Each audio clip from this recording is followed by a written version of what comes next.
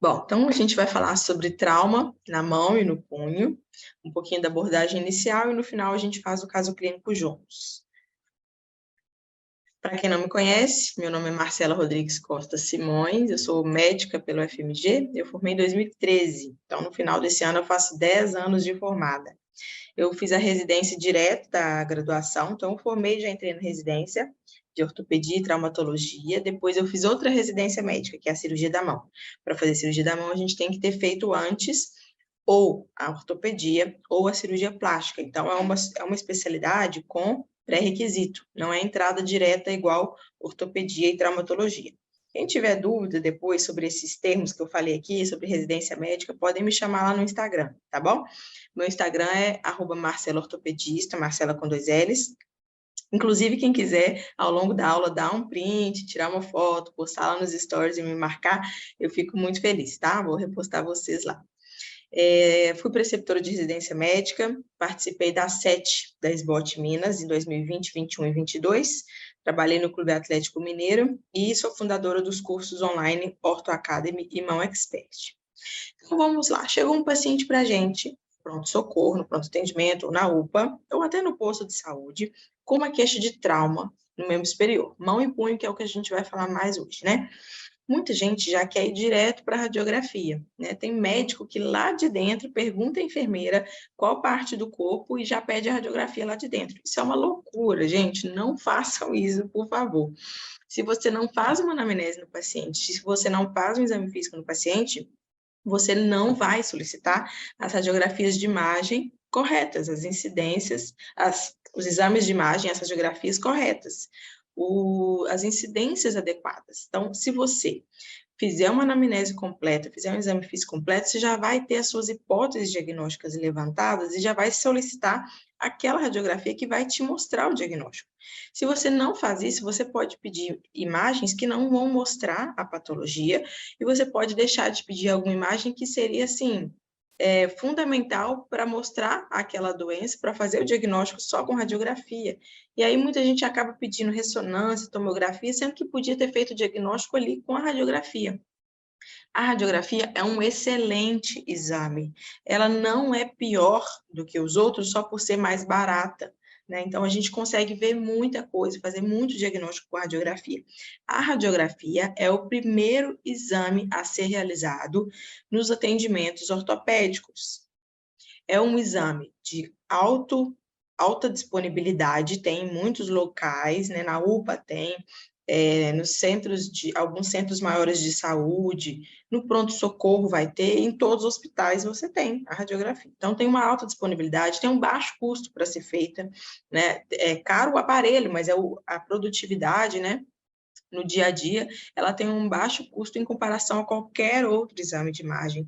Ela praticamente não tem efeito nocivo, efeito colateral, a radiação é baixa, principalmente comparada com a tomografia, e é um exame rápido de ser feito, o paciente entra lá, faz a radiografia e já sai na sua mão, né? Ou depende de alguns minutinhos numa câmera escura para sair a imagem, então ela tem uma alta disponibilidade, fácil, rápido, precisa só de um técnico de radiologia, né? Então, é um exame que você vai solicitar assim que o paciente chegar, mas você tem que pedir de acordo com a sua anamnese e exame físico. Por exemplo, né? Vamos construir um raciocínio de anamnese e exame físico aqui. O que é importante para a gente? Idade, gênero, comorbidade, história prévia, isso tudo é importante, porque quando você me fala assim, é um trauma no punho de um homem jovem no futebol, eu já vou imaginar as 3 principais hipóteses diagnósticas que esse paciente vai ter. Só de saber que ele é homem, que ele é jovem e que ele estava no esporte, que ele estava praticando uma atividade física. Então, só de saber essas 3 informações, a minha principal hipótese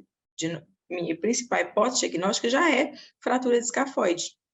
Por quê? Porque a incidência mais comum, a epidemiologia dessa fratura é homem jovem com fratura durante uma atividade física no esporte. Então, isso tudo aqui para mim já é importante para eu construir o quê? O meu funil diagnóstico, né? Esse funil onde eu vou primeiro levantando as principais hipóteses diagnósticas e a partir da construção da anamnese do exame físico, eu vou afunilando, eu vou descartando algumas doenças e vou chegando aqui nas minhas principais hipóteses diagnósticas. Talvez eu chegue em 3 hipóteses e a radiografia me ajude a diferenciar e fechar ali qual é o diagnóstico final daquele paciente. Mecanismo de trauma também é importante. Mão espalmada, impacto direto, se ele torceu ou se ele abduziu o polegar, por exemplo. Isso tudo vai me ajudar a diferenciar. Por exemplo, se é um goleiro que foi agarrar a bola, teve uma abdução do polegar, tem uma patologia que eu vou pensar. É uma lesão de um ligamento que está aqui, ó, deixa eu mostrar assim, que está aqui na região da articulação metacarpofalangiana.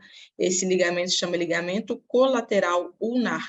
Se o goleiro vai fazer isso aqui, a bola bate, esse dedo abre numa intensidade grande que lesiona o ligamento, ele vai ter uma patologia. Alguém sabe qual que é essa doença, essa patologia, o nome dessa lesão do goleiro quando bate a bola aqui e tem essa lesão aqui do ligamento colateral ulnar do polegar? Alguém já ouviu falar? É uma lesão muito comum no esporte, principalmente para a gente que é cirurgião de mão, ela chega muito, aparece muito, né? Ela tem um nomezinho, assim, especial na literatura, que as pessoas geralmente falam. Vou deixar vocês pensando aí, vou continuar falando aqui, hein? Então, é importante também o tempo decorrido da lesão. Por exemplo, uma lesão que foi hoje, machucou, caiu, está com o punho doendo e chega lá no pronto-socorro, eu vou pensar em patologias diferentes de uma pessoa que caiu há 2 semanas atrás, foi para casa, tomou banho, trabalhou, fez tudo e veio hoje no pronto-socorro para ser atendido. Então, vou pensar em hipóteses diferentes. Eu fiz a anamnese do paciente, já levantei minhas principais hipóteses e vou para o exame físico. Lembrando que o exame físico ortopédico, ele constitui-se em 4 fases, 4 etapas. A primeira fase é a fase de inspeção, no qual a gente faz uma avaliação visual do paciente. Então, desde o momento que ele está entrando lá no consultório, eu já estou avaliando, examinando. O segundo, palpação, que eu vou encostar no paciente, eu vou fazer aqui uma identificação das estruturas e das proeminências ósseas, dos ligamentos, dos tendões. Para isso é importante conhecer a anatomia. Então, a anatomia aqui é fundamental, principalmente o que? A anatomia topográfica. Vamos revisar aqui a anatomia topográfica do punho e da mão. Então, a gente tem uma proeminência óssea aqui do lado radial do punho, que é o lado lateral, que é o estiloide radial. Do lado ulnar, o estiloide ulnar, da una. Quando a gente centraliza a nossa palpação aqui, ó, na região central do punho, a gente consegue sentir uma proeminência óssea no rádio. Esse é o tubérculo de Lister. E é no tubérculo de Lister que o nosso tendão extensor longo do polegar vai fazer aqui uma curvinha, né? Uma região muito especial aqui. A gente usa muito esse ponto como referência anatômica, tanto durante uma cirurgia, quanto num exame de imagem, numa radiografia, por exemplo, tá?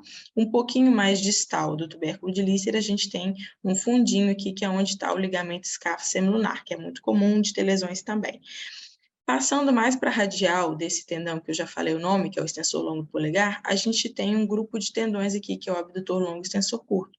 Os dois juntos formam um triângulo com um fundinho. Esse fundinho é chamado de tabaqueira anatômica. E quando eu palpo a tabaqueira anatômica aqui, eu vou estar palpando o escafoide. Então, fratura escafoide vai ter dor na tabaqueira anatômica, certo? Então, isso é palpação. Movimentos, eu vou testar os movimentos do paciente. Aqui eu coloquei umas imagens para ilustrar a inspeção para vocês, que seria uma avaliação visual do paciente. Aqui a palpação, que eu já adiantei, né? Já fui correndo falando. Aqui os movimentos, a gente vai testar os movimentos sempre comparativamente, então comparando um lado com o outro. E os testes especiais. No pronto-socorro, vocês não vão usar muito testes especiais. Vocês vão usar mais no consultório, no ambulatório, né? Mas aqui algumas sugestões de testes que vocês podem fazer no membro superior, né? Teste de Watson, teste de Allen, exame neurológico, teste de Elson para banda extensora. Então, a gente fez a anamnese do paciente, a gente fez o exame físico do paciente, agora sim a gente tem já umas hipóteses diagnósticas construídas através do nosso raciocínio clínico, então a gente foi descendo no funil diagnóstico para a gente solicitar nossos exames de imagem. Por quê? Porque a gente tem muitos exames de imagem, muitas incidências radiográficas, a gente não precisa solicitar todas, a gente tem que solicitar as básicas e, se necessário, alguma especial para ver alguma coisa específica que a gente queira ver. Então, o básico de radiografia da mão é o quê? PA da mão. Vocês estão familiarizados com esses termos? PA, oblíqua, perfil? Vocês sabem o que é isso? Ou quer que eu fale aqui detalhadamente?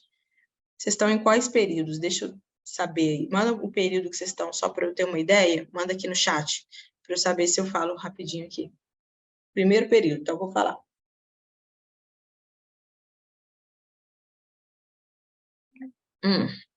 Então vamos lá. Então vamos entender isso aqui, que é rapidinho eu falo para vocês.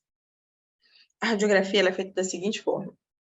A gente tem um filme que vai receber a imagem, a gente vai posicionar, esse aqui é o meu negocinho de pôr o mouse, tá? Mas vocês imaginam que é um filme que vai receber a imagem da radiografia, e aí o paciente vai ser posicionado com a parte do corpo que a gente quer sobre esse filme, e vai vir uma máquina, um aparelho que vai emitir raios X, tá bom? Essa radiação X, ela vai penetrar no corpo e ela vai causar uma impressão dessa imagem no filme. E esse filme vai depois para ser revelado. Existem revelações que são feitas em câmera escura, que é aquela radiografia antiga que você vê através dela, né? É um filme mesmo.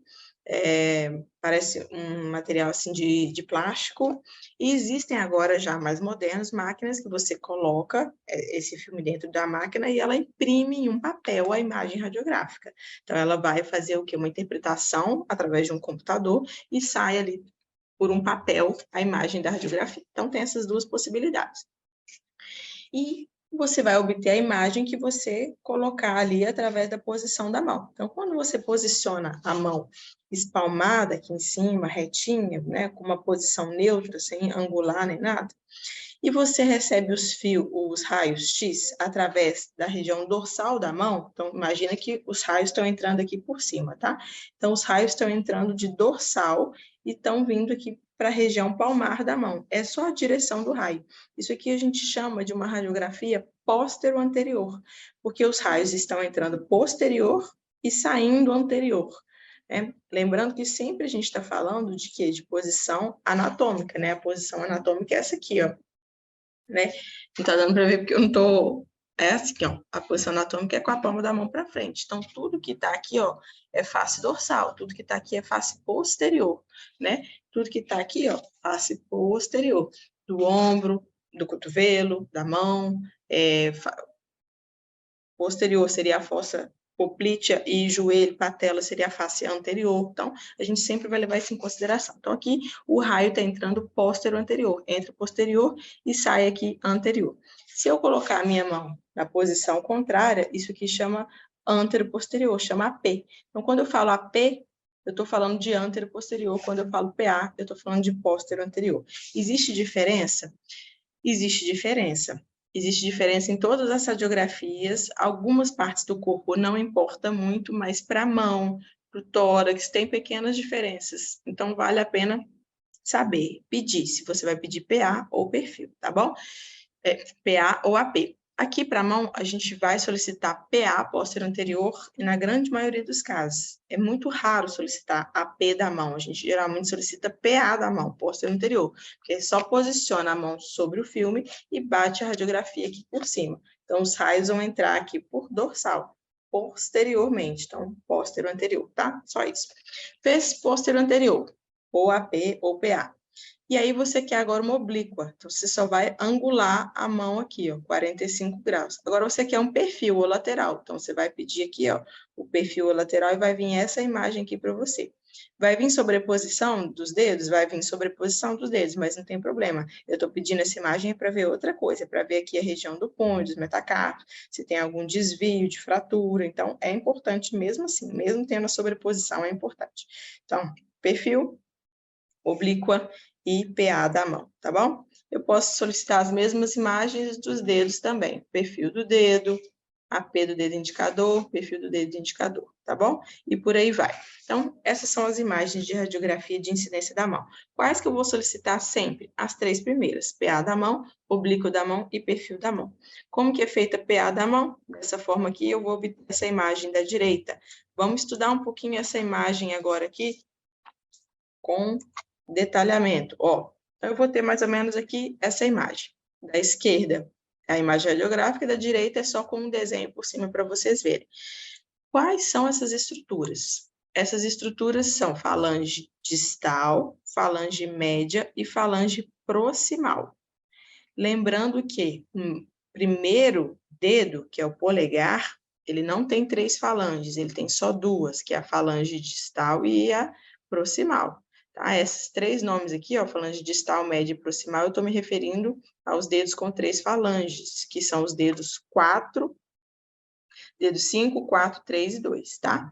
Na cirurgia da mão, na ortopedia, a gente geralmente numera os dedos, a gente tende a falar assim, ó, fratura do segundo dedo, fratura do indicador, fratura do terceiro dedo, dedo médio, então a gente numera a partir do polegar. O polegar é o primeiro dedo e o dedo menorzinho aqui, o dedo mínimo é o 5º dedo, tá? Então, 1, 2, 3, 4, 5. Então, quando eu estou falando também de metacarpo, eu falo de primeiro metacarpo, segundo, terceiro, quarto e 5º metacarpo. Então, por isso que eu pus aqui os números, 1, 2, 3, 4 e 5, tá? Esses aqui são os metacarpos. E aqui a imagem da direita, ilustrando para vocês a delimitação de cada falange e as articulações. Distal interfalangiana, essa aqui é a articulação interfalangiana distal. Essa aqui é a articulação interfalangiana proximal. Essa aqui é a articulação metacarpo-falangiana, entre o metacarpo e a falange. Essa aqui é a articulação carpo-metacárpica, entre os ossos do carpo e os metacarpos. E aqui, nessa próxima imagem, a gente vai ter algumas informações importantes. Para quem tiver com o caderninho aí e quiser anotar, a mão tem 27 ossos, são 19 ossos longos e 8 ossos curtos, que são os ossos componentes aqui dos ossos do carpo, que são divididos em fileira distal e proximal. Não vou entrar em detalhes do carpo, porque a gente vai focar a nossa aula aqui na mão. São 5 raios. O que significa isso? Que é o dedo com o metacarpo. O raio é o dedo, que são as falanges, mais o metacarpo. Então, a gente tem primeiro raio, segundo raio, terceiro raio, quarto raio e 5º raio. O primeiro metacarpo, ele é o mais curtinho e ele faz aqui, ó, 45 graus com o restante da mão. O primeiro metacarpo é o mais curto e o segundo é o mais longo. Olhem na imagem da esquerda aí de vocês. O segundo metacarpo, que é o metacarpo do dedo indicador, é o mais longo. Mas ele não é o dedo mais longo. O dedo mais longo é o terceiro dedo. Por quê? As costas do tamanho das falanges do terceiro dedo. O terceiro dedo tem falanges tão grandes que mesmo o segundo metacarpo sendo o maior, o terceiro dedo é que geralmente é o mais comprido, tá? O quarto e 5º dedo tem uma maior mobilidade, eles se movimentam mais, o que auxilia e ajuda a gente a fazer a apreensão de objetos. E aqui a gente tem as placas fisárias. Essas listrinhas que vocês estão vendo aqui não são fraturas, são placas de crescimento, são fises de crescimento, são fises. São regiões do osso onde é produzido o osso e o osso vai crescer através daquela região. Então, se eu tenho uma fratura aqui e essa placa de crescimento, ela sofre uma lesão e para de produzir osso, esse osso vai parar de crescer. O restante do corpo continua crescendo e aquele osso vai ficar ali daquele tamanhozinho pequenininho. Por isso, fraturas em crianças na região da fise de crescimento são tão preocupantes para a gente, tá? E, às vezes, para de crescer não de forma uniforme. Acontece, às vezes, de parar de crescer só de um lado. E aí, se acontece de parar de crescer só de um lado, aquele osso vai crescer torto, para um lado ou para o outro. Então, só para lembrar, as fises de crescimento das falanges estão aqui, ó, na base do osso, na região mais proximal do osso. Proximal é aquilo que está mais próximo do centro do corpo e distal é aquilo que está mais distante do centro do corpo. Então, as fises de crescimento das falanges estão na base ou na região proximal das falanges, diferente dos metacarpos. Olha aqui onde está a fise de crescimento dos metacarpos. Está na região do colo, ou seja, na porção mais distal do osso. Então, é o oposto. Asterisco, exceção para o primeiro metacarpo, que tem a fise de crescimento na base do metacarpo, que não é a regra, é a exceção. Então, fizemos o PA da mão, estudamos anatomia radiográfica e agora vamos ver aqui ó, a oblíqua da mão, não vou passar no detalhe da anatomia porque a gente já viu, e o perfil da mão ou lateral da mão. Então, perfil da mão ou lateral da mão é a mesma coisa. E essas são as 3 imagens-chave de quando eu tenho que solicitar a radiografia da mão. PA, póstero anterior, oblíqua e lateral. Então, essas são as imagens que a gente vai obter. Quais alterações que a gente pode encontrar ali no pronto-socorro? Né? A gente pode ver uma fratura de primeiro metacarpo, a gente pode ter uma fratura de Bennett, que é a fratura da base do primeiro metacarpo, fratura de Rolando, fratura de Boxer, lesão de Stenner. Deixa eu ver se alguém respondeu no chat. Ninguém respondeu, era lesão de Stenner. Aquela lesão que eu falei para vocês, do goleiro, que vai agarrar a bola, bate uma bola aqui, faz a abdução do polegar e lesa o ligamento colateral ulnar da articulação metacarpo-falangiana do polegar, é uma lesão de Stenner, ou lesão do esquiador. Vocês vão ver em algumas literaturas escrito assim. Por quê? Porque quando o pessoal cai no esqui, geralmente lá nos Estados Unidos, né, que foi inventado esse nome, eles caem em cima do esqui, né, daquela barra, daquele tubo, assim, né? E aí eles batem o dedo fazendo um movimento de abdução. E aí, por isso que chama lesão do esquiador, tá? Podemos encontrar também luxações, luxação de interfalangiana proximal, luxação de articulação metacarpo-falangiana, luxação de articulação carpo-metacárpica, fratura de metacarpo, dedo em martelo, osteoartrite, risartrose, tumor, né? Porque pode ser que não pareça só fratura e luxação, pode ser que apareçam outras coisas também. Aqui na imagem da direita de vocês é um exemplo de uma fratura da falange distal, mas é na base dorsal da falange distal. Então, na verdade, isso aqui é um arrancamento do tendão extensor. Aqui a gente tem um tendão que faz o dedinho esticar e esse tendão se insere na base dessa falange distal. Quando eu tenho aqui, ó, essa fratura, a gente chama de uma avulsão óssea ou arrancamento. Esse diagnóstico aqui é martelo ósseo. A gente chama de martelo. Então, para quem já ouviu falar, dedo em martelo é isso aqui. Só que esse é o dedo em martelo ósseo, porque tem a fratura. Quando não tem a fratura, é dedo em martelo tendinoso, porque é só o tendão que arranca e aí a radiografia estaria normal, tá bom? Vocês estão pegando até aqui? Tá muito rápido. Como é que tá? Me manda só um feedback aqui no chat, só para eu continuar falando aqui, porque tem muita coisa ainda para a gente falar. Tá dando legal? Beleza. Bom, agora que vocês estão aí acompanhando, vocês vão me falar o que vocês estão vendo nessa radiografia. É uma radiografia de dedo. Quem viu alguma coisa aí nessa radiografia?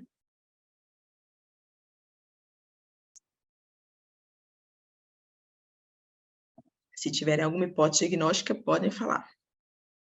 Diminuição do espaço articular. Uhum. iPhone, não sei o nome, tá escrito iPhone. Mandou aqui luxação. A alteração que vocês estão vendo está em qual articulação? Uma dica, não tem fratura, tá bom? Não tem fratura. Também não tem edema ósseo. O edema ósseo, ele, na verdade, ele vai ser visualizado melhor na ressonância. Na ressonância, a gente usa mais esse termo de edema ósseo, tá? Isso mesmo, a alteração está na interfalangiana proximal. Parabéns. Então, ó, essa aqui é a nossa falange distal, falange média, falange proximal. E aqui o metacarpo. Essa é a articulação interfalangiana distal, que está normal. Essa é a articulação metacarpo-falangiana, que está normal. O que está estranho, está alterado, está aqui na interfalangiana proximal. E acertou quem falou luxação. Então, eu quero que vocês vejam a importância de solicitar pelo menos 2 incidências de radiografia, tá? Para mão, eu sempre solicito pelo menos as 3 que eu falei com vocês, mas no mínimo 2, não pode ser só uma incidência radiográfica, porque, olha só, foquem o olho aí que eu vou passar a imagem, ó. Tcharam! Viram? Olha a imagem da esquerda, olha o perfil desse dedo, olha o tanto que está luxado. Só que a gente só consegue ver quando a gente vê a imagem em perfil. Com a imagem em AP ou PA, eu tenho uma sobreposição das imagens das falanges, média e proximal, então não dá para entender direito o que está acontecendo aqui, mas eu tenho certeza do que aconteceu quando eu vejo o perfil. Houve aqui uma luxação. Luxação é perda total da congruência daquela articulação. Saiu, deslocou completamente, tá? Então, soltou aqui totalmente, deslocou, luxou a base da falange média da cabeça da falange proximal. Então, está luxado, é uma luxação de articulação interfalangeana proximal. Acertou aí quem respondeu, tá bom? Então, vamos mais uma aqui, só mais uma para treinar e a gente vai para as próximas informações. O que vocês estão vendo aí nessa imagem agora?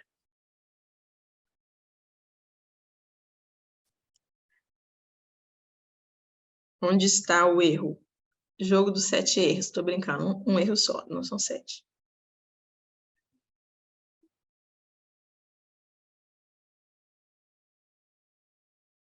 Bora, pessoal, o que vocês estão vendo? Nada? Tá tudo normal? Vai passando o olho assim, ó. Essa tá difícil mesmo, mas eu vou mostrar para vocês. Primeiro dedo? Não, não é o primeiro dedo. Não é escafoide também. Não é no punho. Lembrando, gente, vou ensinar uma coisa aqui para vocês, que a gente sempre fala, mas está errado. Quando a gente fala pulso, é o pulso arterial, ou artéria radial, ou artéria ulnar, ou artéria braquial, ou né, a gente pode palpar pulso em várias regiões do corpo. Então, pulso é pulso arterial. Essa região aqui, ó, é punho, tá bom? Então, a partir de agora, vocês não vão falar pulso mais, vocês vão falar punho, tá? Pulso só quando for pulso arterial. Base do quarto meta? Não, parece, né? Mas não é. Valdiane acertou, Valdiane e iPhone acertaram. Fratura do segundo metacarpo. Fratura do segundo meta.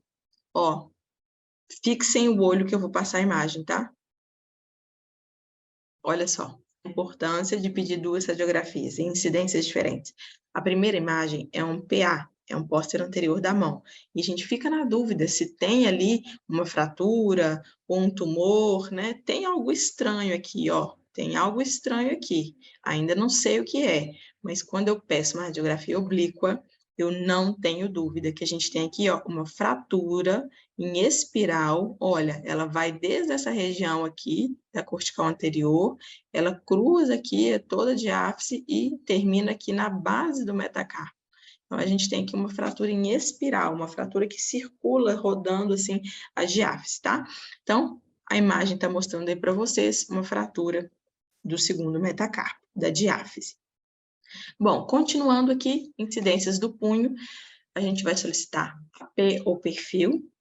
Ó, AP e perfil, pode ser AP ou PA, que é póster anterior, e é o básico.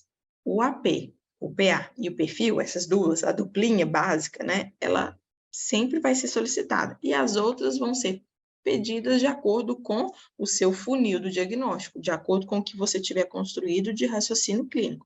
Eu posso pedir as oblíquas, eu posso pedir PA com desvio ulnar, que é essa imagem aqui da direita de vocês. Olha só, eu solicito um PA, ó, eu solicito um PA, mas com um desvio ulnar do punho. O punho tem que estar desviado para ulnar. Para quê? Para eu conseguir ver o escafoide.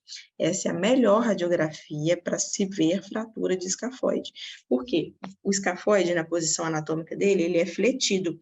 Ele fica 45 graus assim para frente. Quando eu faço o desvio ulnar, ele se estende. Então, eu vou ver ele por completo.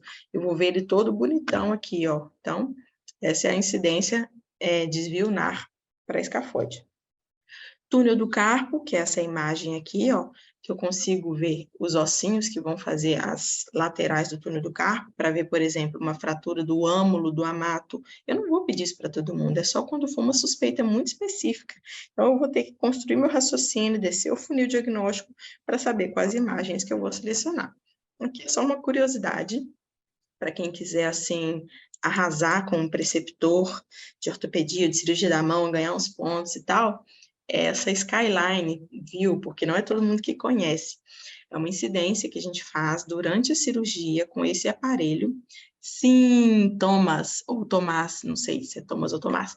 É um arco cirúrgico, a gente chama esse arco cirúrgico, né, de fluoroscópio ou radioscópio.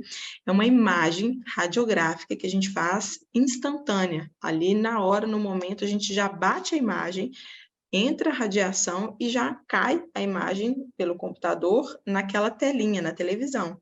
A gente utiliza esses arcos cirúrgicos, Thomas Freitas, isso aí. A gente usa esses arcos cirúrgicos durante a cirurgia. Para quê? Para ver a posição da fratura, para ver o desvio do osso, para ver a posição da placa, dos implantes ortopédicos, do parafuso, para avaliar se está indo tudo bem durante a cirurgia, a posição está ficando adequada. Então, olha que bacana. Essa aqui, ó, a imagem do meio, é a imagem PA, mostrando a placa sendo colocada para tratar uma fratura de rádio distal. A placa com seus respectivos parafusos.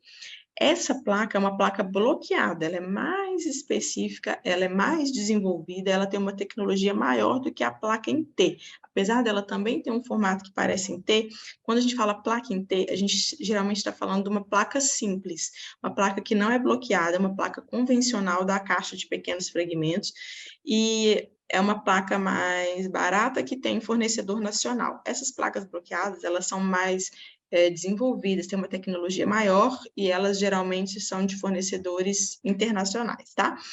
Mas colocamos a placa, essas fotos são desse artigo que eu coloquei embaixo, e aí a gente vai fazer o quê? Uma radiografia em Skyline View, porque ela vai tocando aqui, ó, essa face dorsal para a gente conseguir ver se os parafusos estão ultrapassando a cortical ou não. Porque se os parafusos tiverem passado muito, tiverem aqui superficiais aqui, eles podem o quê? Causar atrito nos tendões e romper, arrebentar aqueles tendões. Então a gente não pode deixar esse parafuso muito profuso, muito grande, muito comprido. Então a gente faz essa incidência justamente para ver se os parafusos estão aqui, ó, afundados no osso, dentro do osso, sem ultrapassar a cortical óssea, tá? Então, isso aqui é muito legal. Isso aqui pouca gente conhece, essa incidência. Eu coloquei só a título de curiosidade, não que vocês vão utilizar isso nesse momento agora, tá? Então, fechamos aqui as radiografias de punho. Aqui alguns ângulos que a gente poderia medir e mensurar. Eu não vou entrar em detalhes, porque isso aqui daria 1 hora de aula só para falar disso, né? Eu tenho o curso Ortho Academy para acadêmico de medicina, lá dentro a gente tem uma aula só para falar disso aqui, então não tem como eu falar todos os detalhes, tá? Não tem como eu aprofundar, mas só a título, né, de conhecimento de vocês, inclinação do rádio, arcos de Gilula, variância ulnar, isso tudo a gente consegue medir, mensurar na radiografia, para vocês verem o tanto que a radiografia é importante, gente. A gente às vezes indica cirurgia ou não através de radiografia. A gente só vai solicitar a tomografia depois para fazer um planejamento cirúrgico, mas às vezes a gente consegue só indicar, já consegue indicar se vai operar ou não com a radiografia, de tão importante que ela é. O que eu posso encontrar de alteração no punho? Fratura de escafoide, fratura de radistal, fratura de galease, lesão ligamentar. Eu sou idosa, louca. Sabe, neném? Doença de Kienbock. Deixa eu só colocar aqui todo mundo no mute. Entra. Bom, já a gente vai liberar o microfone aí para vocês responderem Já também. não tá? Não tá? Não estou achando quem está com o microfone ligado. Você tá mexendo? Pronto. Coloquei todo mundo no mute, tá, gente? Então tá, vamos continuar aqui.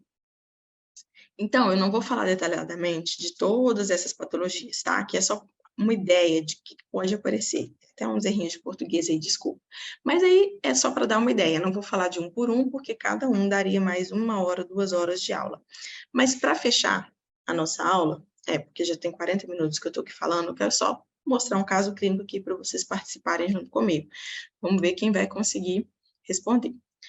Antes da gente começar o caso, eu vou responder essa perguntinha aqui. Quais os parâmetros para identificar que teve uma boa redução da fratura de rádio distal? Seriam os ângulos? Sim, esses ângulos que eu comentei, tá? Esses ângulos, eles são utilizados para a gente conseguir mensurar, além disso, a altura do rádio, da una. Então, são vários detalhes. A gente tem até alguns critérios que são chamados critérios de Lafontaine, que é o autor que descreveu. Esses critérios são utilizados para a gente avaliar se teve uma redução da fratura e se tem indicação cirúrgica ou não. Bom, vamos para o nosso caso clínico, então. Paciente Adolescente, 15 anos, masculino, menino, nega alergia ou comorbidades, queixa dor na mão direita e relata soco na parede, tá? Isso é importante para minha suspeita diagnóstica? Importantíssimo, tá? Então, assim, eu não posso solicitar uma radiografia, atender um paciente sem fazer uma anamnese, sem perguntar para ele como que ele machucou. Então, isso aqui, ó, eu já tenho a minha hipótese diagnóstica só de ler essa frase aqui, ó, relata soco na parede, tá? Então, vamos continuar. Ele trouxe essa queixa para gente, que é a história da moléstia atual, e aí no exame físico ele tinha uma equimose, um aumento de volume aqui nessa região da mão. Não sei se vocês conseguem ver, mas está um pouquinho roxeado aqui, ó. Não é isso aqui não, tá, gente? É essa imagem aqui, ó, arroxeada aqui. E tinha dor na palpação do quinto metacarpo. Combinado? Pedimos as radiografias para esse paciente. Eu solicitei o quê? O combo triplo da mão. PA, perfil e oblíqua. E aí, alguém já viu alguma coisa?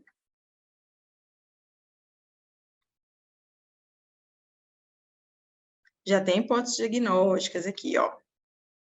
Vamos ver quem viu mais coisa aí, quem que vocês viram. Quem está no primeiro período pode chutar também, a gente está aqui para errar e para aprender. Pode chutar e pode falar, pode ver o que vocês estão identificando aí.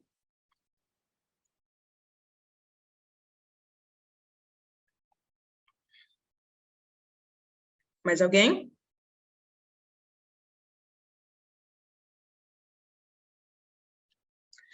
José Maria está falando da Angola?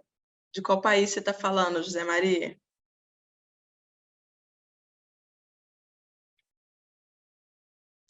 Bom, então, vocês já levantaram as hipóteses diagnósticas aí, vocês estão todos de parabéns, tá? Bolívia, ótimo, que bom, eu gosto muito. Sempre tem pessoas de vários países aqui nas aulas, fico muito feliz. Então, vamos lá. Vocês estão certos, a gente tem aqui uma fratura do colo do quinto metacarpo. Então, primeiro, segundo, terceiro, quarto, quinto metacarpo, quinto dedo, tem uma fratura no colo do quinto metacarpo. Essa fratura está desviada. Vejam que essa cabecinha do metacarpo era para ela estar alinhada, igual os demais, né? Retinho, mas não, ela está capotada para frente. A gente chama de fletida. Essa fratura fletiu, ela dobrou. Então, a gente tem uma fratura aqui com desvio. A gente precisa colocar esse ossinho aqui no lugar, né? Assim não dá para ficar. Então, vamos para a próxima imagem. Então, eu dei um zoom aqui, vocês já me falaram o diagnóstico, inclusive vocês já me falaram até o epônimo, né, que é o nome que a gente utiliza para essa fratura, que é a fratura de boxer. Lembrando que os boxeadores profissionais geralmente não têm essa fratura, porque eles sabem a forma correta de dar o soco e eles aplicam a força aqui na região do segundo e terceiro meta, além de utilizarem luvas e proteções. Geralmente, essas fraturas aqui são fraturas de lutadores de rua que brigaram na rua ou quem deu soco na parede, que é o caso do nosso paciente, tá? Não chama fratura do boxeador, mas não é fratura do boxeador, tá? Ou boxer, em inglês, né? Então, fechamos o diagnóstico de imagem, fratura de boxer, que é a fratura do colo do quinto metacarpo, que é causada por um impacto da mão fechada, do punho cerrado, contra um objeto sólido. Aqui uma outra imagem, um outro paciente, tá vendo? E aqui a ilustração anatômica do desenho. Bom, o paciente precisa ser tratado. A gente tem que definir como que a gente vai tratar esse paciente. Se tiver deformidade rotacional, o dedo estiver rodado, já é indicação de cirurgia. Se tiver pseudogarra, que é o dedo ficar assim, ó, com uma garrinha, para compensar o desvio, que é aquele dobrado que eu falei, que ele capotou, aí também tem que operar, não tem jeito. Mas para isso a gente vai tentar o quê? Uma manobra de redução. A gente vai fazer uma manobra, a gente vai reduzir para ver se a gente consegue alinhar. Por que a gente faz isso tudo? Por que a gente tenta alinhar a fratura? Porque senão vai precisar operar. Então, para evitar operar, a gente vai colocar esse osso no lugar. Então, vamos ver se eu coloquei o vídeo aqui para vocês, colocando no lugar. Quando a gente tem um desvio de até 70 graus, a gente pode tratar com gesso. Se esse desvio for maior que 70 graus, a gente vai ter que fazer cirurgia.